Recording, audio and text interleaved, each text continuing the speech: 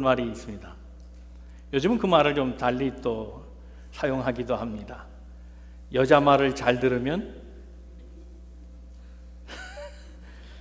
자다가도 공감을 별로 안 하시는 거예요.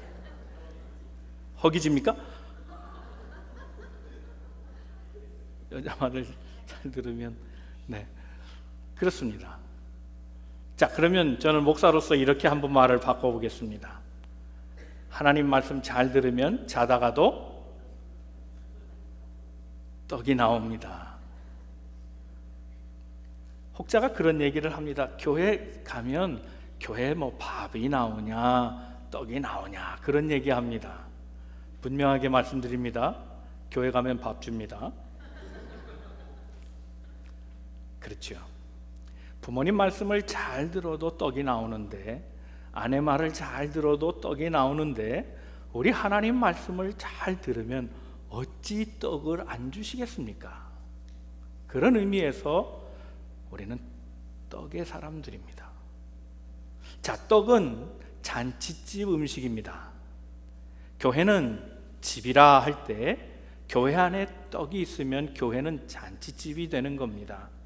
잔치집에는 흥이 있습니다. 노래가 있습니다.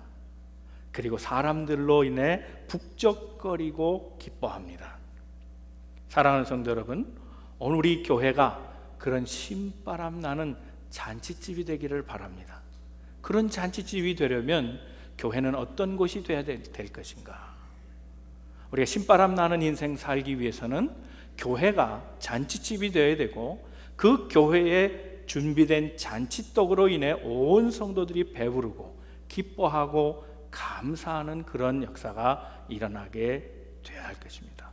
그런 의미에서 우리 교회를 통해서 잔치떡이 모든 이들에게 공급되어서 교회를 찾는 모든 심령들에게 기쁨과 감사의 삶을 제공해 줄 수 있는 은혜의 터가 되고 축복의 현장이 되고 신바람 나는 삶의 현장이 되기를 주님의 이름으로 축원합니다. 우리 옆에 분 서로 권면하시고 말씀 듣겠습니다. 하나님은 오늘도 당신을 향한 계획을 가지고 계십니다. 자, 첫째로 교회가 잔치떡이 있는 교회가 되게 하려면은 영적으로 우리 교회는 실수가 용납되는 공간이어야 한다는 겁니다. 실수가 허용되는 공간입니다. 자, 우리가 살아가는 세상은 실수가 용납이 되지 않습니다. 왜냐하면 그곳은 실전의 현장이기 때문에 그렇습니다. 그러나 우리가 살아가는 이 교회 공동체는 그런 세상의 실전이 있는 곳이 아니고 세상으로 나아가기 위해 훈련받는 훈련소와 같은 공간입니다. 대개 모든 훈련소들은 실전을 대비해서 준비하는 곳입니다. 모형도 그렇게 만들어 놓습니다. 일어나는 상황, 가상의 상황도 또 다 그렇게 만들어 놓습니다.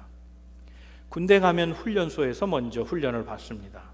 군인들은 싸워야 될 것이 훈련소가 아니라 실제로 전쟁이 일어나는 전장에서 싸웁니다. 그러나 전장에서 일어날 전투를 대비해서 훈련소에서 훈련하며 연마하는 겁니다. 때로는 그것이 적정한 위험 수위가 있습니다. 그러나 실전의 현장과 훈련의 현장은 사뭇 다릅니다. 훈련소는 안전이 보장되어 있는 것입니다. 훈련소는 실수할 수도 있습니다. 그러나 실전의 현장에서는 실패가 용납되지 않습니다. 거기에는 안전도 보장이 되지 않습니다. 사랑하는 성도 여러분, 우리가 살아가는 이 세상 가운데 그리스도인은 실전의 현장에서 결코 실패하면 안 됩니다. 영적 싸움이 있는 세속에서 결코 실패하고 살아가면 안 됩니다. 그리스도인으로 성공하며 살아가십시오. 그래야 복음이 전파되고 하나님의 영광이 드러납니다. 오늘의 시대는 안타깝게도 크리스찬들이 세속에서 힘을 발휘하지 못하는 시대가 됐습니다. 영적 싸움에서 지고 있습니다. 세상 사람들이 도리어 지탄하고 있습니다. 교회가 세상을 걱정하는 것이 아니고 세상을 교회가 걱정하고 있는 역전의 상황 속에 살아갑니다. 우린 다 수세에 몰렸습니다. 그런데 막상 훈련의 현장, 교회 안에서는 어찌 그리 의인이 많은지 모르겠습니다. 다 공의로워 보입니다. 훌륭한 사람처럼 보입니다. 성자처럼 보입니다. 그러나 그 성자처럼 보인 사람이 세속에 가면 어찌 그리 힘을 발휘하지 못하는지 거꾸로의 삶으로 다시 본래의 삶으로 돌아와야 합니다. 교회는 세상에 나가 싸우기 위한 그 전투 능력을 배양시키는 훈련의 과정이 있는 곳입니다. 다만 이곳에는 훈련에 실패하더라도 정죄하지 아니하고 격려하는 것만 있을 뿐입니다. 많은 사람들이 모든 원칙을 자기 중심으로 살아갑니다. 교회 와서 실망하는 이유도 그 기준이 자기이기 때문에 그렇습니다. 일정한 선이 있습니다. 그 일정한 선을 나도 넘어가지 아니하고 다른 사람도 넘어올 수 없게 합니다. 내가 생각하는 그리스도인에 대한 선이 있습니다. 교회 가면 다 성자처럼 보여야 하는데 살아가는 삶의 모습을 보면 말과 행위에서 성인의 냄새가 나지 않을 때 실망합니다. 그러나 교회는 그 실망으로 인해서 누군가를 정죄하고 누군가를 그래서 고치려고 하는 것이 아니고, 교회는 허물이 있고 다툼이 있고 훈련병이기에 아직 다 부족한 존재로 살아가기에 단지 덮어주고 수용하고 그리고 용서하는 너그러움을 갖고 신앙생활하는 공간이라는 사실을 기억해야 합니다. 그런데 모든 운동의 감독이 그렇습니다. 선수들을 훈련장으로 내몰 때에는 그 감독이 요구하는 적정 수준에 다다르도록 그렇게 가혹하게 훈련을 시킵니다. 훈련을 받는 사람의 입장에서는 이 훈련을 받다가는 곧 죽을 것 같습니다. 그러나 감독은 그렇게 보지 않습니다. 이 정도는 올라가 주어야 실전에 나가서 싸웁니다. 그래서 선수를 적정한 선에서 훈련시키되 그 이상으로 몸에 상처를 주거나 지쳐 탈진하지 않게 만듭니다. 왜냐하면 실전에 나가서 싸울 수 없기 때문입니다. 그래서 감독은 선수들이 힘들어해도 자신감이 있습니다. 그들을 보호하고 그들을 격려하고 그들을 지도해서 훌륭한 선수로 만들려고 하는 책임감과 자신감이 있기 때문입니다. 하나님이 때때로 우리 인생을 그렇게 광야길로 만들어서 그 광야길에서 훈련하도록 하십니다. 그러나 하나님은 그 광야에서 못 살겠다고 외치는 인생일지라도 넉넉하게 받아주시며 지켜보고 계시고 그들의 위험한 곳을 막아주시고 그들이 실전에서 잘 싸울 수 있도록 도우시며 이끌어주시는 그런 분입니다. 오늘 우리가 말씀을 중심으로 생각할 것은 사무엘상 21장의 말씀입니다. 사무엘상 21장에는 다윗이 골리앗을 이긴 후에 사울의 시기와 사울의 욕심 때문에 궁중에 있지 못하고 도망가는 장면을 소개하고 있습니다. 그가 왜 궁중에 있지 못하고 광야로 나갑니까? 사실 생각해보면 다윗으로는 억울한 일입니다. 전쟁에 나가 승리한 것이 잘못입니까? 공을 받아도 업적을 누려도 시원치 않은 판에 그는 모함을 당하고 위협을 느끼며 광야로 나갑니다. 그러나 큰 그림에서 보면 그는 아직 왕이 되기에 분명 부족한 사람입니다. 그는 목동이었습니다. 목동이었다가 우연하게 하나님 신앙 하나 가지고 물맷돌로 골리앗을 이겼을 뿐입니다. 나라 전체를 다스리기에는 아직 무언가 배워야 될 것이 너무나 많았습니다. 하나님은 그를 광야로 내몰아서 그에게 많은 것들을 교육시킵니다. 인내를 배우게 하시고 너그러움을 배우게 하시고 또 지혜를 배우게 하시고 용기를 배우게 하십니다. 그 많은 것들을 훈련시키시지만 때로 그가 위험한 순간에 처해 있을 때는 그를 도우시고 인도하시고 보호하시며 지켜주셨다는 사실을 기억해야 합니다. 신명기 32장 10절 이하의 말씀에 이렇게 말씀합니다. 하나님의 자신감이 거기에 있습니다. 다 같이 한번 말씀을 읽겠습니다. 시작. 여호와께서 그를 황무지에서 짐승이 부르짖는 광야에서 만나게 하시고 호위하시며 보호하시며 자기의 눈동자같이 지키셨도다. 마치 독수리가 자기의 보금자리를 어지럽게 하며 자기의 새끼 위에 너풀거리며 그의 날개를 펴서 새끼를 받으며 그의 날개 위에 그것을 엎는 것 같이 여호와께서 홀로 그를 인도하셨고 그와 함께한 다른 신이 없었도다. 하나님은 훈련받는 자들을 항상 생각하셔서 적정한 위험 수위까지는 허용하시지만 그 이상이 될 때는 눈동자처럼 지켜주셔서 보호하시고 관리하신다는 겁니다. 마치 독수리처럼 훈련시키시는데 독수리 새끼 그가 날아야 될 타임에 적절하게 날 수 있도록 공중에서 그를 밀어 떨어뜨립니다. 아마 어린 새끼는 나를 왜 죽게 하나 원망할 수도 있을 겁니다. 그러나 그가 떨어지려는 찰나에 어미 새는 그를 날개로 위로 얹어서 그를 보호해 주신다 그랬습니다.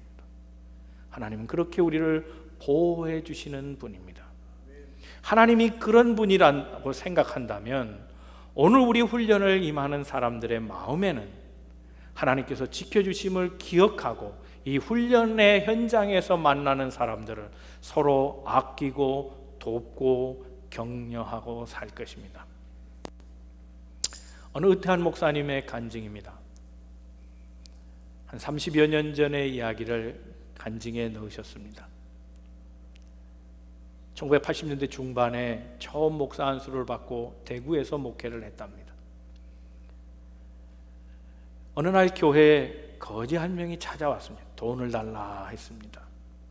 근데 목사로서 돈만 주면 안 되겠다 싶어서 수요 예배 마치고 말씀 듣고 기도하고 그리고 돈 받아가라 그랬답니다. 그랬더니 그 말을 듣더랍니다. 예배가 끝날 때까지 가지 않았기에 그를 불러다가 돈을 주어 보냈더니 그 다음 예배에 또 나타난 겁니다. 예배가 끝나면 또 돈을 받아가고 예배가 끝나면 또 돈을 받아가고 그 일을 9년 반을 했답니다. 신자 같습니다. 신자. 꼬박꼬박 돈을 9년 반 동안 받아갔는데 어느 날 갑자기 예배 중에 술이 만취해서 들어온 겁니다. 근데 목사님이 그 모습을 보고 마음에 분노가 생겼습니다.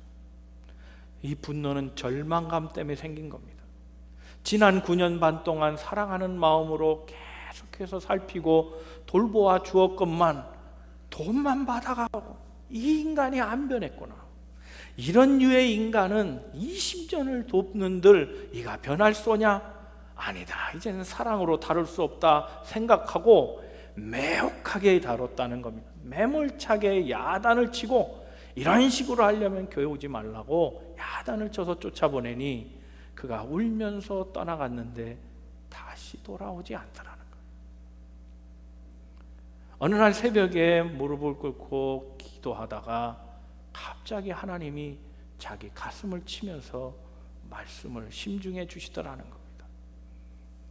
야, 그분이 박아무개 목사님인데, 박 목사야, 너 잘 만났다. 내가 너 꼭 할 말이 있는데 너 예수 믿는다고 한 지가 벌써 몇 년이냐? 50년 안 됐니? 그런데 넌 왜 그렇게 안 변하니? 너는 50년 동안 변한 게 전혀 없다. 너 같은 인간은 변할 것 같지 않아서 내가 너를 고치려 아니하고 십자가에 내가 달려 피를 쏟아 네 죄를 덮었다. 고치는 자가 네가 아니라 나라는 사실을 명심해라. 이 말씀을 가슴에 주시더라는. 이 말씀을 듣고 나서 그는 펑펑 울며 회개 기도를 시작했습니다. 돌아오는 주일날 그 내용을 주제로 해서 하나님의 말씀을 교우들과 함께 나눴답니다. 성도 여러분, 여러분도 잘 아시는 그 거지, 9년 반 동안 꼬박꼬박 돈 받아간 그 거지, 술을 먹고 왔길래 여러분도 잘 아시지만 제가 야단쳐서 돌려보냈습니다. 그런데 하나님이 지난 새벽에 제 마음을 그렇게 때리셨습니다. 고치는 자는 네가 아니고 나다. 너도 사랑으로 덮었어야 했거늘 너는 사랑으로 덮임받고 그 사람을 덮어주지 못했느냐. 하나님이 야단하시다는 얘기를 말씀으로 나눴습니다. 예배가 끝난 다음에 장로님들이 모여서 그 설교의 은혜를 받고 감동해서 결정한 게 있습니다. 우리가 앞으로 그 사람 방을 얻어서 지내게 해주자. 홈리스니까 방을 얻어주자. 교회에서 그렇게 결정을 했습니다. 몇 분의 집사님들도 감동을 받고 100만 원 이렇게 가지고 온 분들이 있습니다. 그래서 그 사람이 정착하는데 도움을 주자고 그렇게 교회에서 결정을 했습니다. 문제는 그가 오지 않은 겁니다. 그런데 어느 날 그가 뜻밖에도 교회로 찾아왔습니다. 그런데 교회로 찾아온 그의 몰골이 말이 아닙니다. 눈은 퉁퉁 부어있고 머리는 이렇게 뭐가 피가 떡지가져 있고 몸이 만신창이가 됐는데 뼈밖에 안 남았다. 아, 이건 사람 죽겠다. 그래서 먼저 교회에서 병원으로 데려가고 다 진찰을 해보니 그저 맞아서 된 상처뿐만 아니라 못 먹어서 몸의 장기가 다 망가지고 기능을 다 잃어버렸다. 이 사람 한 달밖에 못 삽니다. 의사가 진단을 그렇게 내렸습니다. 이 일을 듣고 교회로 돌아와서 교회 선포합니다. 우리 앞으로 10일 동안 새벽기도 작정기도 합시다. 그래서 온 교우들이 다 새벽기도나 10일 동안 간절하게 기도했는데 기도의 역사가 나타났습니다. 며칠 후에 교회에서 신방을 갔더니 그 거린이 하는 말이에요. 목사님, 왜 그렇게 요즘 기쁜지 모르겠어요. 이유를 모르겠어요. 자꾸 기쁨이 내 안에서 솟아나요. 그러면서 그가 하는 말이, 저 같은 사람도 예수 믿을 수 있을까요? 이 말을 듣고 예수 그리스도에 대해서 다시 소개를 하고 구원받는 방법에 대해서 얘기해주고 영접의 기도를 하게 했습니다. 놀라운 것은 그가 한 달밖에 살지 못한다 그랬는데 2달 동안 입원해 있으면서 회복시키고 건강한 모습으로 퇴원하게 됐다는 겁니다. 교회는 그를 받아들여서 방송실에서 일하게 하고 목사의 설교 테이프를 제작하는 일을 맡기기 시작했습니다. 그래서 생계도 어느 정도 도움이 되도록 교회에서 지원을 하고 믿음이 자라나 세례를 받게 됐다는 겁니다. 고쳐서 되는 일이 아닙니다. 사랑으로 덮을 때 되는 일입니다. 교회는 지적하는 현장이 아닙니다. 야단치는 곳이 아닙니다. 교회는 수용하고 받아들여주고 어울려주고 들어주고 그리고 품어주는 공간이 교회입니다. 교회야말로 실수가 용납되는 훈련장이에요. 사랑하는 성도 여러분, 세상에서 실수하지 말고 교회 안에서 때로 실수하더라도 용납해주는, 교회의 실수를 통해서 거듭나지고 변화되고 성숙하게 되어서 세상에 나가서도 담대하게 승리할 수 있는 교인으로 서기를 바랍니다. 실수가 용납되지 않으면 기쁨이 없습니다. 실수마저도 용납되는 곳이라야 기쁨의 공동체입니다. 감사의 공동체요, 축제의 현장이 돼가는 겁니다. 사랑하는 성도 여러분, 우리 만남의 교회가 그런 실수도 용납해주고 허물도 가려주는 기쁨의 공동체 되기를 주님의 이름으로 축원합니다. 두 번째 생각할 것은 힘들고 어려울 때 교회를 찾아야 한다는 겁니다. 말씀드린 대로 다윗이 도망했습니다.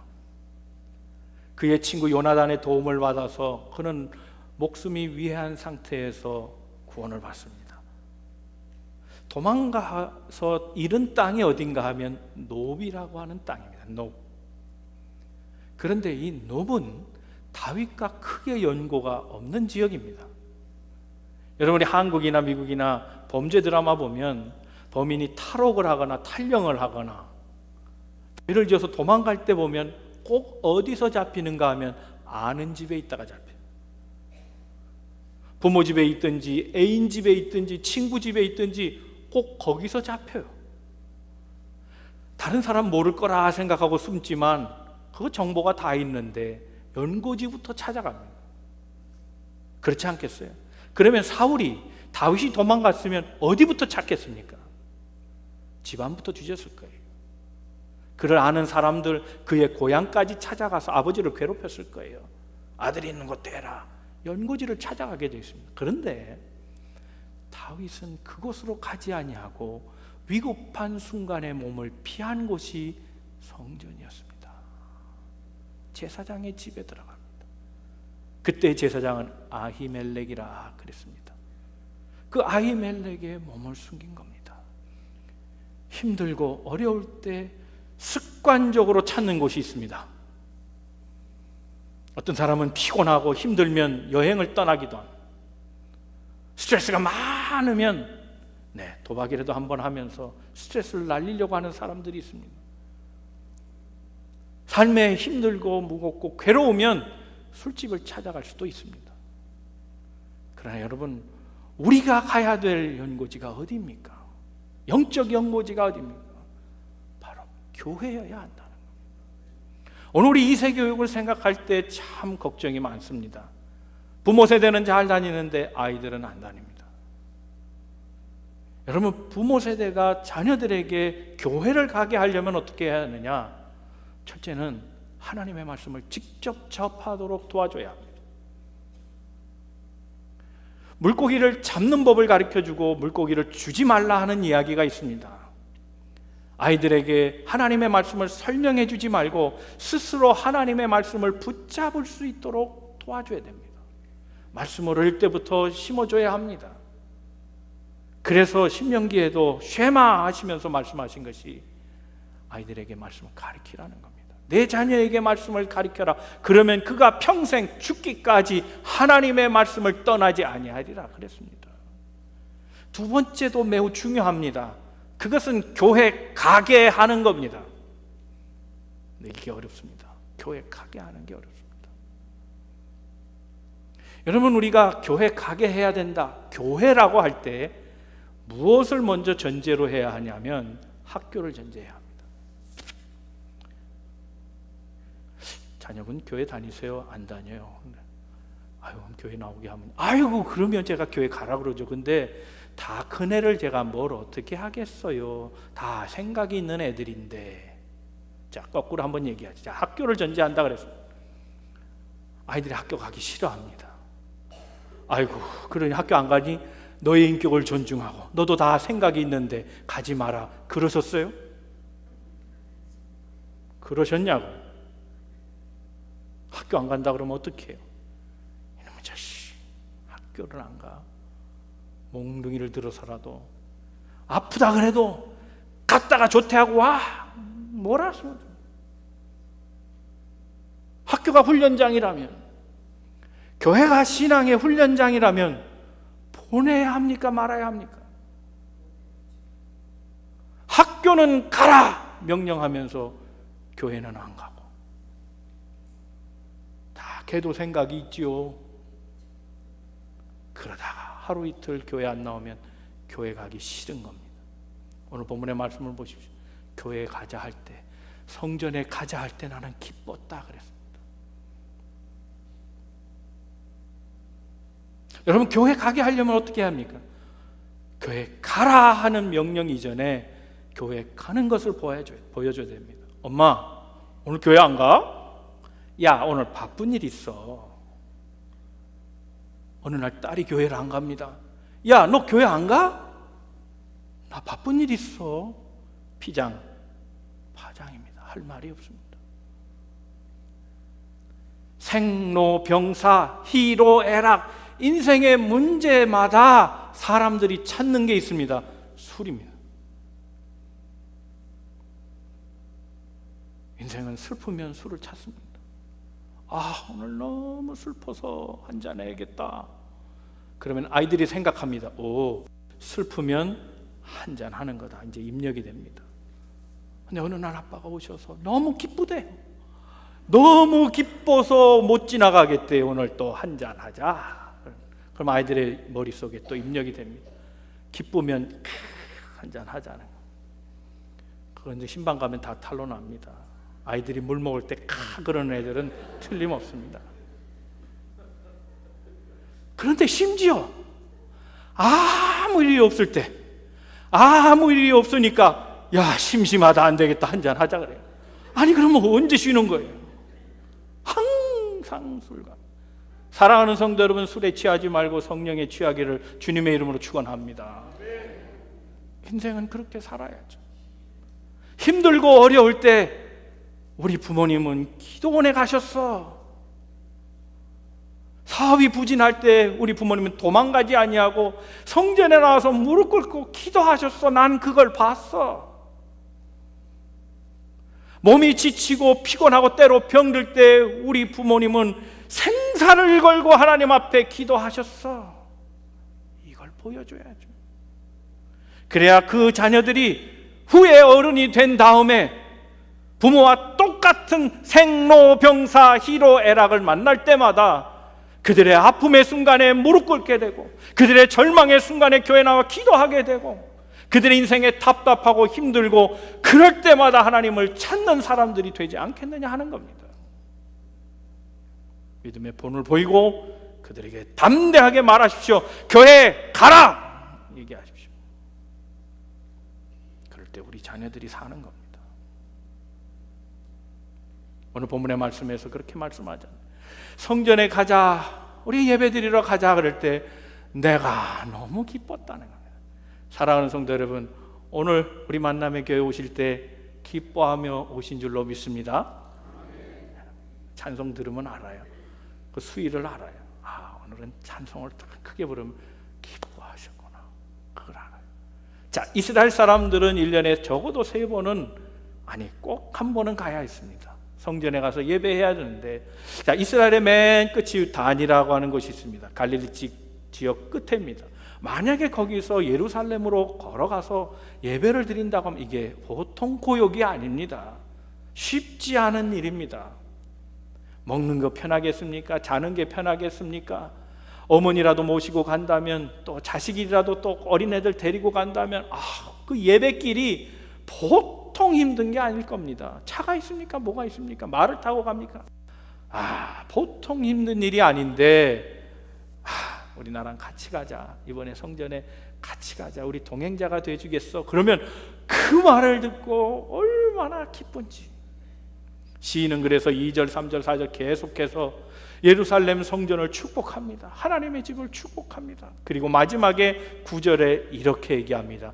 그 사람을 축복합니다. 한번 말씀 다 같이 읽어보겠습니다. 시작. 여호와 우리 하나님의 집을 위하여 내가 너희를 위하여 복을 구하리로다. 왜요? 삶이 연결되어 있기 때문에 그래요.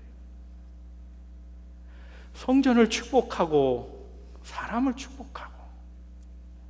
여러분, 성전이 복을 받지 못하면 사람도 복을 못 받아요. 사람이 못 받으면 성전도 안 되게 돼 있어요. 이게 이론상으로는 좀 어려워도 한 가지 알 수 있는 방법이 있어요. 교회가 분쟁을 겪어보면 알아요. 교회 시험이 들고 환란이 오면요, 이상하게 교회가 안 되면 내 마음이 평안하지도 않아. 가족이 다 힘들어져. 왠지 사업도 의욕이 안 나고. 그런데 교회가 잘 되잖아요. 모든 게 다 잘 될 것 같은 거예요. 왜요? 삶의 공동체이기 때문에 그래요. 연결되어 있기 때문이에요. 그래서 우리는 성전을 위해 기도해야 돼요. 그리고 성전을 찾는 사람들을 위해 더불어 기도해야 돼요. 둘 다 윈윈하고 흥해야 되는 거예요. 사랑하는 성도 여러분, 우리가 축복의 교회 만들기 위해서는 우리 모두의 기도가 필요합니다. 교회에 부족한 부분이 있습니다. 그 부분에 대해서 기도하십시오. 주여, 우리 교회가 축복의 통로 되게 해주셔서 영생의 떡을 나눠주는 잔치 같은 교회 되게 해주시옵소서.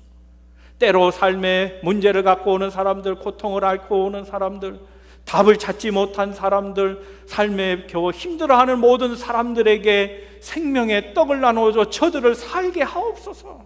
이런 교회 되도록 기도하는 것이 우리에게 필요합니다. 사랑하는 성도 여러분, 애인을 만나러 가면 기쁘지 않아요. 교회를 갈 때 그런 마음을 가지고 사랑의 공동체 함께하는 그런 아름다움 속에 기뻐하며 성전을 찾는, 그리고 이 성전에 올 때마다 이 성전을 위해 기도하는, 성전을 찾는 모든 사람들을 위해 중보기도 하며 복을 빌어주는 우리 만남의 교회와 모든 성도들 되시기를 주님의 이름으로 축원합니다. 세 번째 생각할 것은 이 교회는 하나님의 은혜를 제공해주는 그런 공동체가 되어야 됩니다. 하나님의 집은 하나님의 은혜를 경험하는 곳이어야 합니다. 3절 말씀을 보면 이렇습니다. 21장 3절 말씀에 보면 다윗이 도망길에 있으니 배가 고팠죠. 밥 달라고 합니다. 자, 근데 이게 잘 생각해 보세요. 여기가 어디라 그랬습니까? 제사장의 집, 성전이에요. 그러니 거기서 밥 달라는 거는 참 해서는 안 될 말입니다. 왜요? 제사장이 먹는 밥은 아무도 나눌 수 없습니다.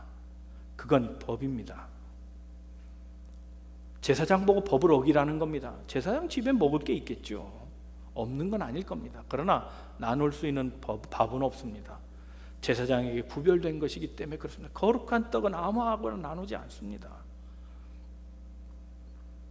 그런데 아히멜렉이 나누어 줍니다.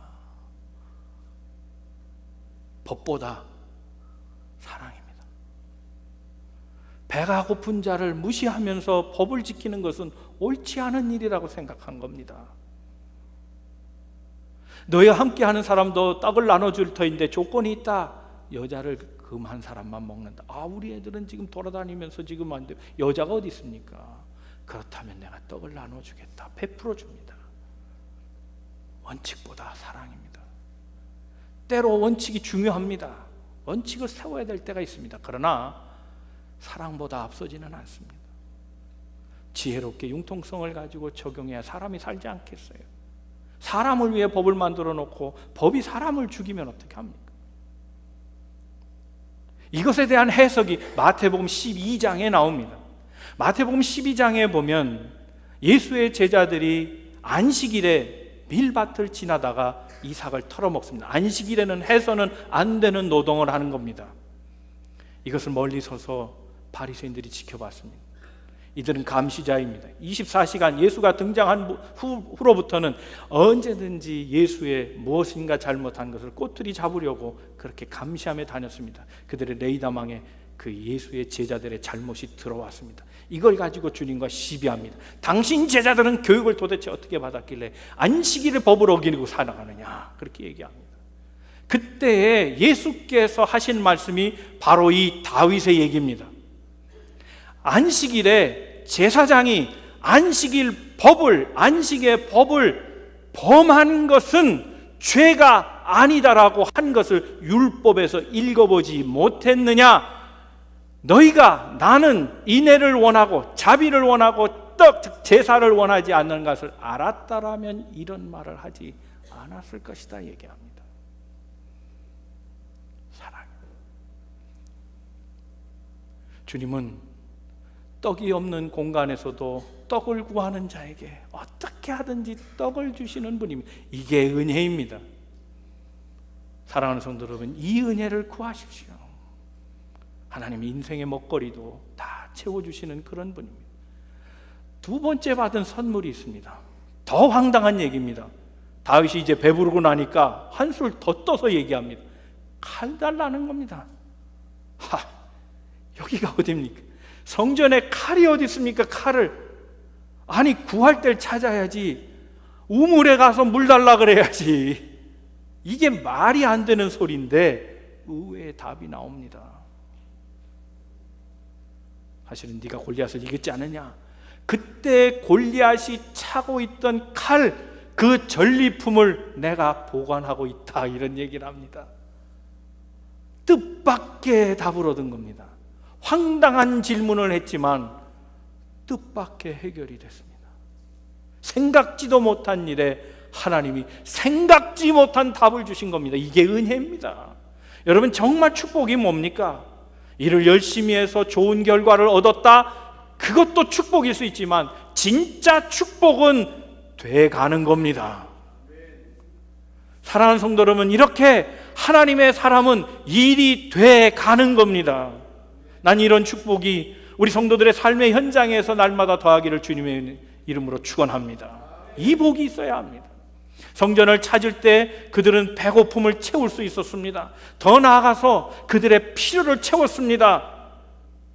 그들이 가지고 싶었던 것은 칼이었습니다. 칼이 있어야 적어도 방어하고 살아가지 않아요. 군대들이 갑자기 나오는 바람에 칼 한 자루 갖고 나오지 못했습니다. 그러나 하나님은 그 필요를 아시사 그를 성전에 찾게 하셨고 그 성전에서 먹거리와 칼까지 채워주셨습니다. 어느 권사님의 간증입니다. 아들이 하나입니다. 이민사회에 와서 돈 벌고 열심히 하느라 자식 하나 바라보고 그렇게 교육하고 살았습니다. 아들이 대학에 진학합니다. 그런데 품을 떠나서 다른 학교에 멀리 갔더니 애가 망가졌습니다. 기숙사의 친구들을 잘못 만나서 마약에 손을 댄 겁니다. 중독이 됐습니다. 그런데 이 마약을 하면 좋은데 마약에서 깨어나면 자살 충동을 느끼고, 그래서 자살 시도를 얼마나 많이 했는지 어머니가 걱정입니다. 어머니의 기도가 바뀌기 시작했습니다. 주님, 죄를 제발 좀 감방에 가둬주십시오. 감방에라도 가야 제가 자살 안 할 거 아닙니까? 목숨만은 살려주십시오. 기도를 오죽하면 그렇게 했겠습니까? 영주권자였습니다. 그래서 감옥에 갔다 온 경력 때문에 추방당하고 맙니다. 어머니와 생리를 하게 됩니다. 이젠 더 이상 어머니가 돌볼 수 없었습니다. 하나님, 제가 한국말도 모르고 한국에 아는 사람 아무도 없고 어떻게 합니까? 하나님, 강제로 추방당했는데 우리 아들 살려주세요. 우리 아들 살려주세요. 목사님에게 얘기했고, 목사님은 비공개로 중보기도 팀을 만들어서 기도하기 시작했습니다. 그런데 하나님은 그 기도를 역사해 주셨어요.